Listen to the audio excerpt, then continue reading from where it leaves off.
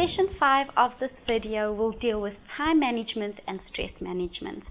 Now, it is very important for you to learn how to manage your time, especially when you are studying.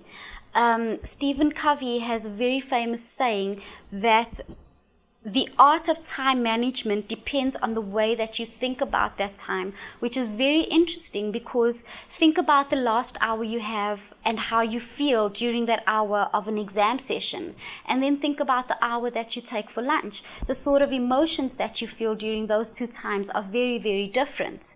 So the amount or the value of time is what determines how you feel about that time.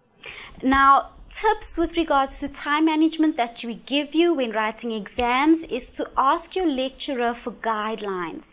Now, your lecturer will not know what examination you have or what the questions in your examination will be, but he can guide you in the sense of saying, because you are a postgraduate student, you would need to know how to critically analyze. You would need to know this diagram. You would need to know that model. The tip is to learn concepts as a whole and not specifically. So if you understand the whole picture of something, the specifics will become more clearer and more easier to understand or to explain in an exam session. It also becomes a lot easier when you relate the theory that you study to practical situations in your life that would make it easier for you to remember in that sort of way. When you are writing your exam, we encourage you to remain calm and just breathe. Before you even read your questions, take a deep breath. This will help you relax. Read the instructions very carefully, because what often happens is that your instructions might say something like, there are 3 sections in this exam paper. You are required to answer any 2. So if you miss that instruction, it could have major repercussions for your time management with regards to your exams. Read your questions carefully and circle your content words and your doing words. Structure your answer by sketching a rough outline or plan of your answer on the side, which will make it better for you to write. Plan your time wisely, and I normally do this by looking at mark allocation. So where there is a bigger mark allocation, I will give that section or that question a greater amount of time. If you are running out of time, capture any main arguments in bullet points. So that will get you to state your point down a lot more clearly, and you may just get marks for those quick bullets. Write as neatly as possible. Write in simple, short sentences. Remember, you don't have to use big, pretentious words. Impress us with what you are saying, not how you are saying it. And please use paragraphs.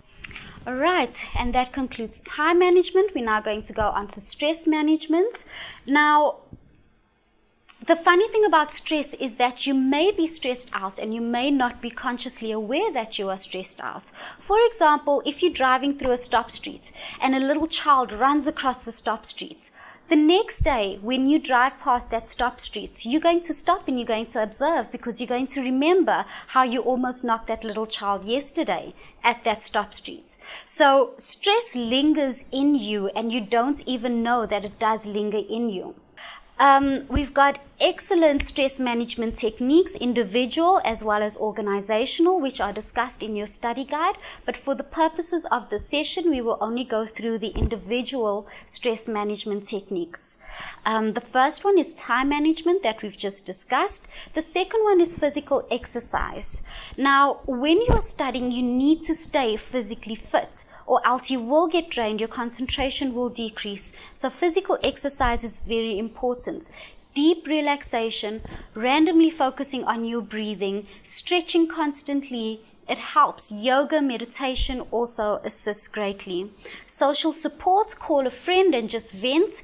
That will assist you in decreasing your stress levels. Food also assists, but the right sort of foods, and spiritual exercises as well will all assist you with managing your stress levels. We also advise you to eat and drink sensibly, a lot of water. Assert yourself in the sense of it is okay to say no, but the way that you say no is what is important. So you don't just go to your manager, for example, and say, listen, I can't do this. You explain to them that you've got these tasks to do, and if you could perhaps renegotiate the deadline or submission dates of this one, then you can fit in what they want you to do. But it is literally impossible for you to do it. So you prove your statement of saying no, instead of just saying no and expecting them to understand. Try to stop smoking or any other bad habits that you may have. Study and practice relaxation techniques, which is one that we already covered. Take responsibility in the sense of controlling what you can control and letting go of what you cannot control. For example, the weather. We can't control the weather, so why be frustrated when it's 38 degrees outside and you're sweaty and you're agitated and stuff like that?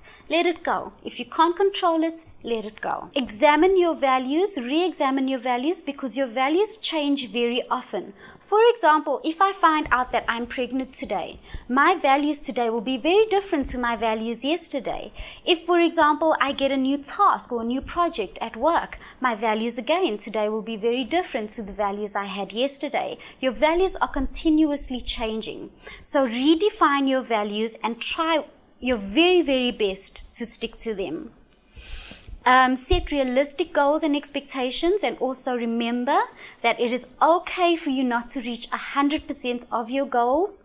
If you are sick and you are bedridden and you really, really cannot make that meeting, it's okay. Be gentle on yourself at the same time.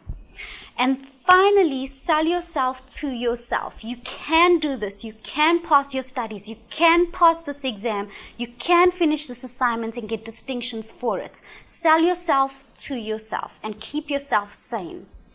And that concludes our session on academic skills. Thank you very much for the time you've taken to watch these video sessions.